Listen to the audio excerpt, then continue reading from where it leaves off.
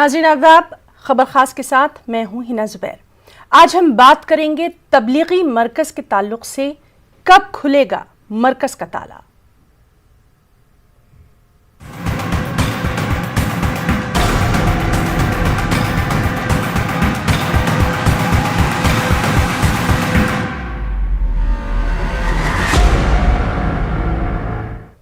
जी हाँ, हज़रत निज़ामुद्दीन में वाक़े आलमी तबलीगी मरकज़ खुलवाने के लिए वक्फ बोर्ड ने अदालत का दरवाज़ा खटखटाया है। वक्फ बोर्ड की अर्जी पर दिल्ली हाई कोर्ट ने मरकज़ी हुकूमत को नोटिस जारी करते हुए समाअत की अगली तारीख 5 मार्च मुकर्रर की है। वक्फ बोर्ड के चेयरमैन अमानतुल्लाह खान ने दिल्ली वक्फ बोर्ड के जरिए 19 फरवरी को दिल्ली हाई कोर्ट का दरवाज़ा खटखटाया था और मामले की संजीदगी के पेश नज़र अदालत ने मरकजी हुकूमत को उसका मौक़िफ़ जानने के लिए नोटिस जारी किया। साथ ही समाअत की अगली तारीख 5 मार्च मुकर्रर की।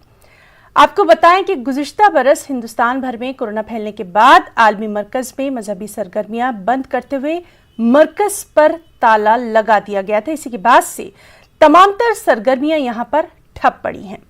लेकिन अब जब जिंदगी पटरी पर लौटने लगी, तमाम मजहबी मुकामात खुल गए, तालीमी इदारे खुल गए, यहां तक कि स्कूलों को भी खोल दिया गया।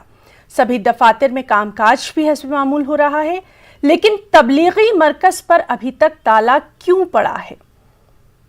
साकित कोर्ट से भी मरकज खोलने की इजाजत मिल गई, लेकिन दिल्ली पुलिस ने इस पर स्टे ले लिया है। इन्हीं तमाम चीजों पर आज हम बातचीत करेंगे अपने प्रोग्राम खबर खास में।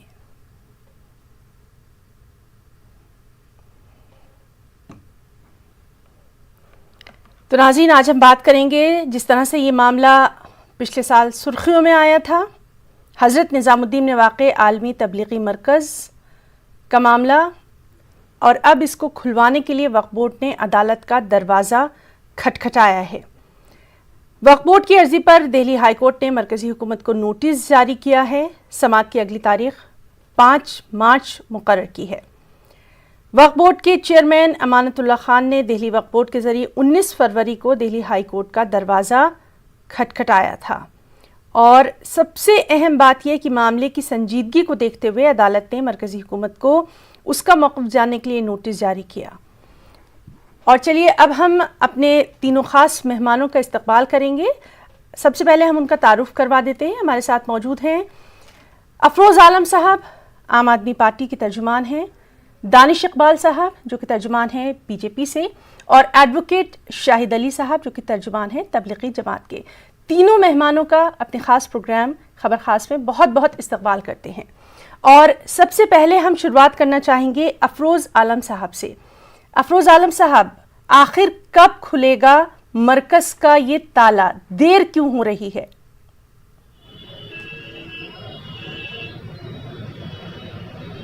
देखिए, हमारी तरफ से तो आपको पता ही है, अहमद साहब ने पूरी कोशिश कर ली है। अब सेंट्रल में भारतीय जनता पार्टी की सरकार है और जिस तरह से कॉन्स्पिरेसी कोरोना के दौरान फैलाई गई थी, खासकर मरकज को टारगेट किया गया था, तो उससे तो हालात ये नहीं लग रहे हैं कि अभी तक तो कुछ समझ में नहीं आ रहा है किस तरह से ये इसको खोलेंगे या इससे और भी फायदा भारतीय जनता पार्टी कुछ लेना चाहेगी।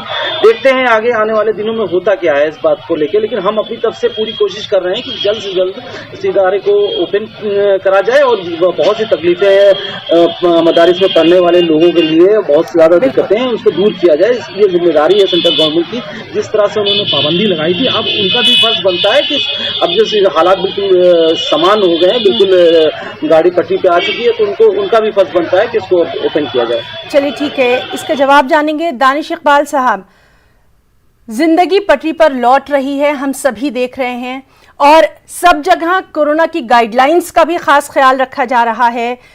उसके बावजूद अभी तक मरकज का न खोला जाना कहीं ना कहीं किसी सियासत की जानिब इशारा करता है। क्या कहना है? खुलवाने के लिए जो जल्दीबाजी दिखाई है, जिस प्रकार से वो कोर्ट में गए हैं, अच्छा ये होता जिस वक्त कोरोना की महामारी चल रही थी और जिस वक्त जो है मरकज में लोग इकट्ठा हुए थे, लोग वहां थे, उस वक्त भी अगर वो जल्दीबाजी दिखाते तो शायद मरकज इस तरह से बदनाम ना होता। मरकज में जिस प्रकार से लोग इकट्ठे हुए थे, जिस प्रकार से वहां से बीमारी, निश्चित तौर पर बीमारी फैली थी, ऐसा नहीं कहा जा सकता है कि मरकज में जो लोग थे वो कोरोना पॉजिटिव नहीं पाए गए थे। वो कोरोना पॉजिटिव पाए गए थे, उनका इलाज भी किया गया था, उनकी ट्रीटमेंट भी की गई थी। मुझे खुशी होती कि जल्दीबाजी उस वक्त दिखाया गया होता तो एक अच्छा मैसेज जाता। दूसरी चीज देखिए है, जो मरकज है, मरकज कोई मदरसा नहीं है कि वहाँ मदरसा है और बच्चे वहाँ पढ़ते हैं। मरकज जो है वो एक अलग ही तरह का तंजीम है, अलग तरह का इदारा है। और देखिए आज भी दिल्ली के अंदर जो है, जो गाइडलाइन है, वो आप गैदरिंग के 150 से 200 से ज्यादा आप गैदरिंग एक जगह नहीं कर सकते हैं। और मरकज में एट ए टाइम 10,000 से ज्यादा लोग रहते हैं, सोते हैं, खाते हैं और पीते हैं, और एक साथ इन्वॉल्वमेंट होता है। जहां तक सवाल दिल्ली पुलिस का है कि दिल्ली पुलिस क्या क्या देख रही है या क्या जांच चल रहा है। देखिए, जब मरकज का विषय आया था तो बहुत सारे विषय आए थे, बहुत सारी जांच प्रक्रियाएं चल रही थी। तो हो सकता है कि दिल्ली पुलिस पूरी जांच करना चाहती होगी, उसके बाद मरकज खुल जाएगा। ठीक है, दिल्ली पुलिस जांच करना चाहती है और आपने काफी सारे सवाल उठाए हैं। इन तमाम सवालों के जवाब हम एडवोकेट शाहिद अली साहब से लेना चाहेंगे, क्योंकि वो इस मामले को बेहतर तरीके से हमारे सामने रख सकते हैं। शाहिद अली साहब।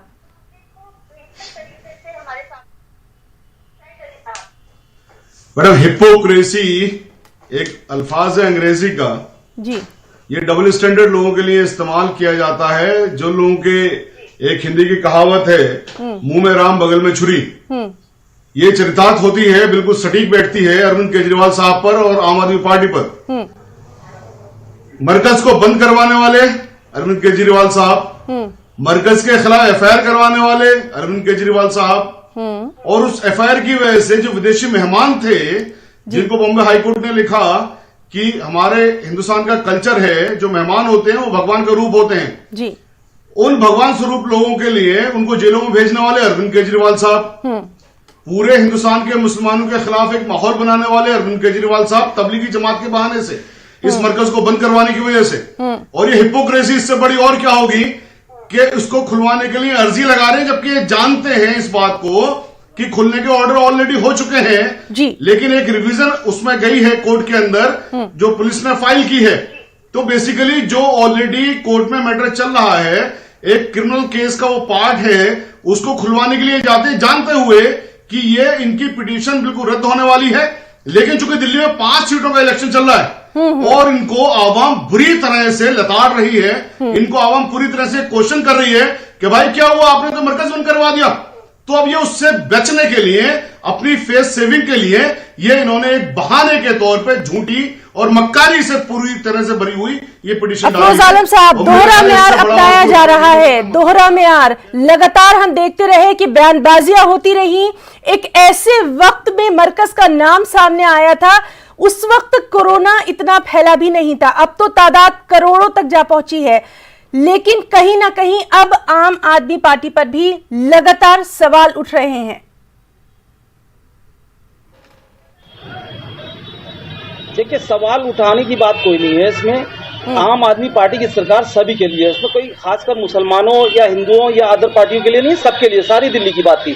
जिस तरह से भारतीय जनता पार्टी ने कॉन्स्पिरेंसी पैदा की, खासकर मुसलमानों को टारगेट किया, उस हालात में अगर हमने मरकज को एक गाइडलाइन के तौर पर नंबर देना शुरू कर दिया, उसमें कोई बुराई नहीं थी। आपने देखा होगा, नंबर देने के बाद एक खुल के सामने चीज आ गई कि हाँ भाई, मरकज में इतने पेशेंट निकल रहे हैं, और धीरे धीरे धीरे देश में दूसरी जगह पे, दिल्ली में दूसरी जगह पे पेशेंट की तादाद बढ़ी है। लेकिन उस हिसाब से देखा जाए तो मरकज की तादाद धीरे धीरे कम होते होते और बिल्कुल जीरो पे आ गई। तो इसमें बुराई क्या है कि अगर एक इदारे को टारगेट किया गया है तो उस इदारे को भी सामने न्यूज में लाना चाहिए, कम से कम सामने पेश किया कि लोग सच्चाई देख सके कि यहाँ पे वही पेशेंट है, ना कि कोरोना फैलाने वाले लोग हैं। तो अगर आप इसको छुपा ले जाते हैं तो जाहिर सी बात है कि सारी जगह इसी को पेश किया जाता है कि मरकज के जरिए कोरोना फैला है। और खासकर कोर्ट ने भी इस बात को कहा लास्ट में, भारतीय जनता पार्टी की सरकार को बिल्कुल डांटते हुए कहा है कि कोरोना से और इससे किसी तरह का भी मरकज का कोई लेना देना नहीं है, ये एक बीमारी है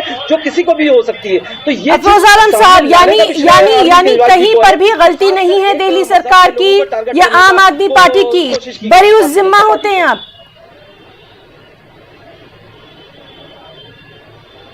देखिए, हम आपको शुरू से ये बात कह रहे हैं, हमारा कहने का मतलब सिर्फ इतना है कि अगर मरकज के नंबर, जैसे कि भाई साहब ने अभी आरोप लगाया कि अरविंद केजरीवाल जी इलेक्शन है तो इसका फायदा कुछ नहीं। हम शुरू से उस बात के लिए अड़िग हैं कि ये बीमारी है, इसको बीमारी की तरह रहने दीजिए, इसको हिंदू मुसलमानों में तब्दील। चलिए ठीक है, आप अपनी बात यही कहेंगे। हम दानिश इकबाल साहब के पास आना चाहेंगे। दानिश इकबाल जी, आपसे जानना चाहेंगे, इतनी सारी इलेक्शन रैलियां हो रही हैं, तमाम तर कामकाज हस्बे मामूल चल रहे हैं, अब क्या डर नहीं है कोरोना का? जबकि आदादोशुमार कुछ और कहते हैं। तब क्यों मरकज में अभी तक ताला लगा हुआ है, जबकि पूरी तरह से गाइडलाइंस का ख्याल रखने की बात भी वहां से कही जा रही है? कोई तो रास्ता होगा। दानिश इकबाल जी। देखिए, निश्चित तौर पर जहां भी जो भी चीजें हो रही हैं वो गाइडलाइंस के तौर पर हो रही है, गाइडलाइंस का पालन किया जा रहा है और दिल्ली सरकार का खुद का गाइडलाइंस है। ये दिल्ली सरकार का विषय है कि वो 200 लोगों को गैदरिंग के लिए बुलाती है या 400 लोगों को इजाजत देती है। तो ये दिल्ली है और दिल्ली सरकार का विषय है कि कितने लोगों को गैदरिंग की इजाजत देती है। जहां तक सवाल है मरकज का, देखिए इतनी जल्दीबाजी क्या है, क्या इतनी जल्दी है कि आप मरकज खुलवाने के लिए इतना परेशान है? वक्फ बोर्ड जो है कोर्ट चली जाती है, तो है ना जी, समझिए वक्फ बोर्ड का काम यह नहीं है कि वो मरकज खुलवाने के लिए कोर्ट जाए। वक्फ बोर्ड का काम यह है कि जो मिस्कीन है, जो यतीम है, जो मजबूर है, उनका ख्याल रखा जाए, उनका जो हक है वो वक्फ बोर्ड के माध्यम से दिया जाए। और जानती हैं आप दिल्ली के अंदर वक्फ बोर्ड में कितना ज्यादा घोटाला हुआ है, कितना ज्यादा घपला हुआ है। तो चिंता का विषय यह होना चाहिए, ना कि ये राजनीति के लिए और ये पॉलिटिकल एजेंडा के तहत जो है। थोड़ा सा टोकना चाहूंगी, यहाँ पर बात ये हो रही है कि अब क्या डर है, अब क्या खौफ है जिसकी वजह से ये ताला अभी तक नहीं खुल पा रहा? मैं फिर आपको समझाना चाहूंगा कि देखिए, मरकज का जो विषय है वो अलग विषय है। मरकज कोई मस्जिद नहीं है, मरकज कोई मंदिर नहीं है। मरकज एक ऐसी संस्था है जहां पे 10,000 से ज्यादा लोग एक बार में रहते हैं और अभी ये हालात हिंदुस्तान के अंदर नहीं है कि 10,000 लोग। इससे ज्यादा भीड़ तो रोड शोज में नजर आती है, इससे ज्यादा भीड़ तो मुख्तलिफ जो इलेक्शन की रैलियां होती हैं उनमें नजर आती है। तब ये खदशा नहीं आता?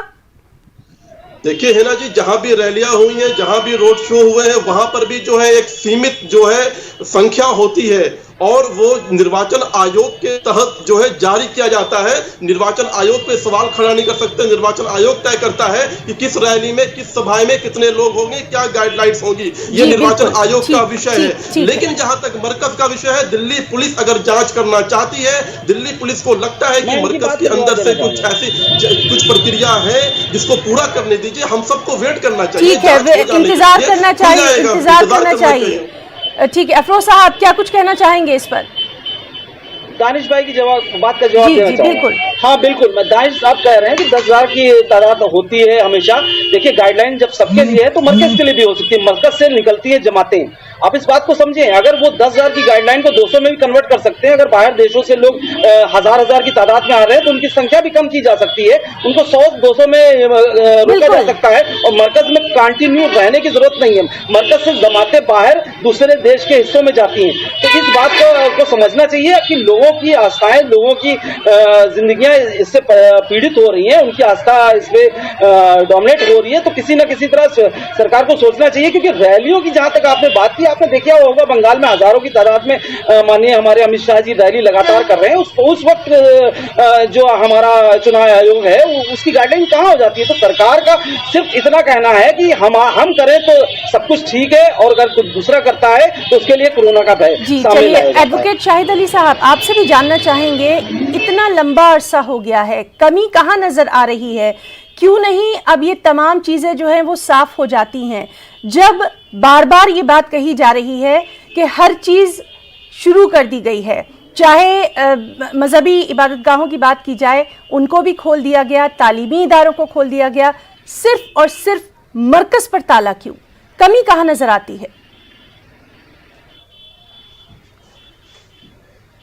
बिल्कुल सही बात है आपकी, कहीं भी कोई कमी नजर नहीं आती है। सिर्फ एक सांप्रदायिकता है और ये सांप्रदायिक ताकतें नहीं चाहती हैं कि किसी भी तरह से मरकज खुले।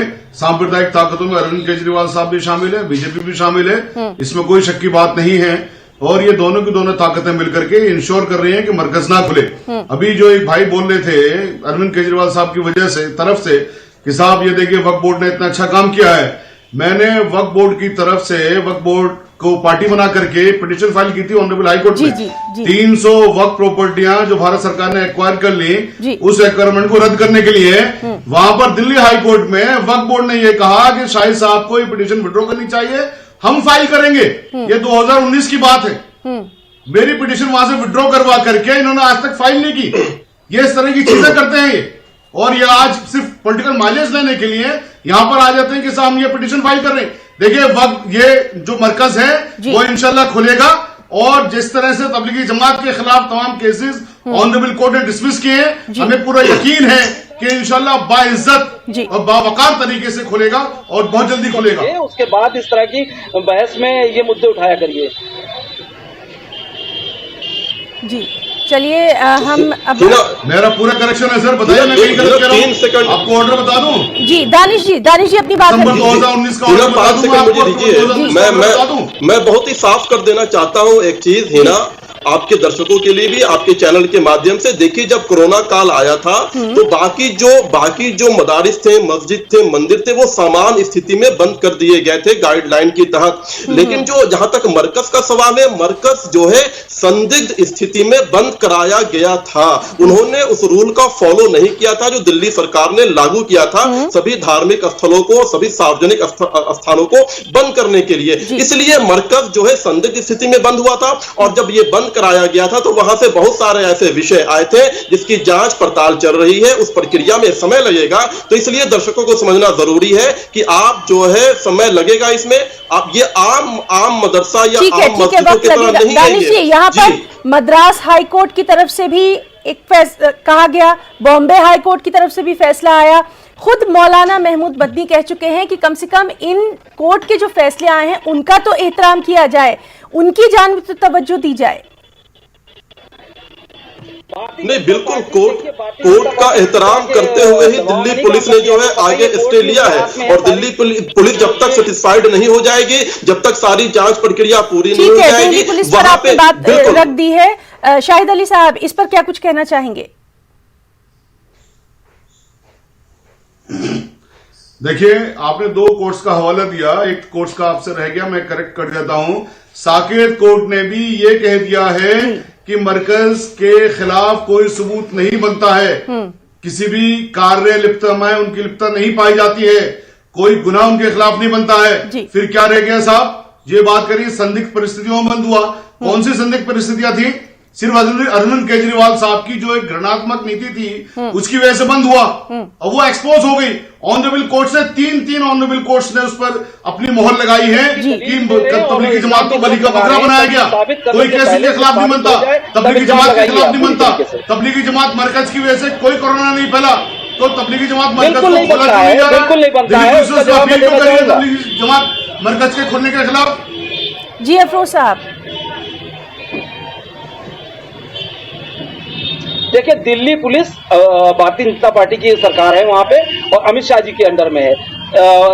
दिल्ली सरकार के अंडर में पुलिस नहीं है। इस बात को बिल्कुल क्लियर कर दीजिए कि पुलिस हमारे हाथ में नहीं।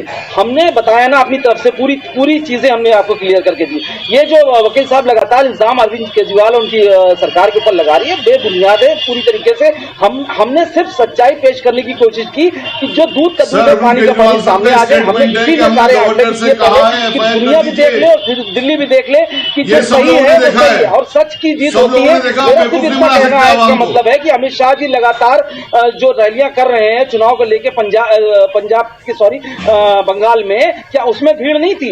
अगर ये 10,000 की तादाद अगर यहाँ पे रुकती है मान लीजिए मरकज के अंदर, तो उसको कम किया जा सकता है, 100 से 200 में तब्दील किया जा सकता है। जमातें जाती हैं 20 से 25 की टोली बना के, यहाँ पे 200 का फाउंडेशन आप लगा के इसको मरकज को। ठीक है, अफरोज आलम साहब बहुत मुख्तसर से आपसे ये जानना चाहेंगे कि अब इसमें आगे क्या कुछ इक़दाम उठाया जाएगा? जब समाअत की अगली तारीख अब 5 मुकर्रर कर दी गई है, उसके बाद आगे क्या कुछ कदम उठाया जाएगा? क्या वाकई में इसमें तेजी लाई जाएगी?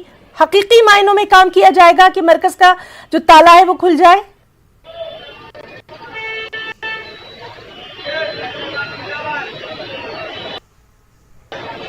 हेलो अफरोज साहब, आपको मेरी आवाज आ रही है? हाँ बताइए। हकीकी मायनों में कब काम इसमें किया जाएगा? साहब ने भी उसको भी उसका दिया है। हम बता रहे हैं सरकार, दिल्ली सरकार पूरी कोशिश में है कि उसको गाइडलाइन के दायरे में रख के ही मरकज को खोलने की कार्रवाई सरकार को करनी चाहिए।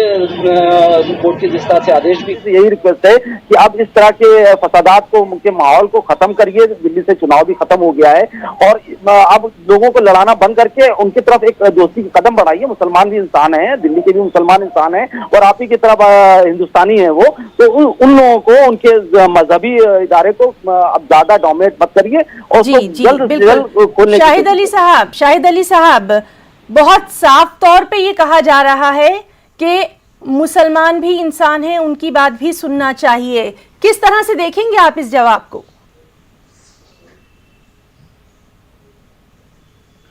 मैंने जैसा शुरू में कहा था, मुंह में राम बगल में छुरी, दोगली मानसिकता, दोगली पॉलिटिक्स। एफआईआर करवाने वाले कौन? अरविंद केजरीवाल साहब।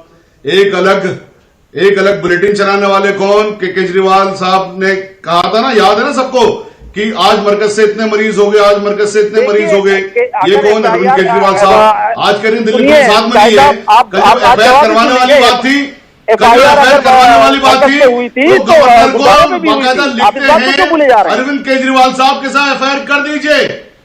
और वहां पर अगर मरकज से एफआईआर हुई थी तो गुरुद्वारे में भी हुई थी एफआईआर। आप बात करते हैं लोगों को, आम आदमी पार्टी एप्लीकेशन लोगों में तसल्लुत नहीं फैलाती है। मुसलमान जब दिल्ली में तमाम व्यक्ति, आम आदमी बिल्कुल एक तरह है, उसमें हिंदू मुसलमान की कोई बात नहीं होती। आपकी भाषा तो बिल्कुल भारतीय जनता पार्टी की तरह हो रही है। आतंकवादी नजर आ रहा था, कल तक इनको मुसलमान इंसान नजर नहीं आ रहा था। कल तक इनको मुसलमान नजर आ रहा था, कोरोना फैलाने वाला। आज जब दिल्ली में 5 जगह इलेक्शन है तो इनको अचानक ही मुसलमान भी इंसान लगने लगा। कितनी विचित्र बात है। चलिए ठीक है, आप दोनों की बात हमने सुन ली।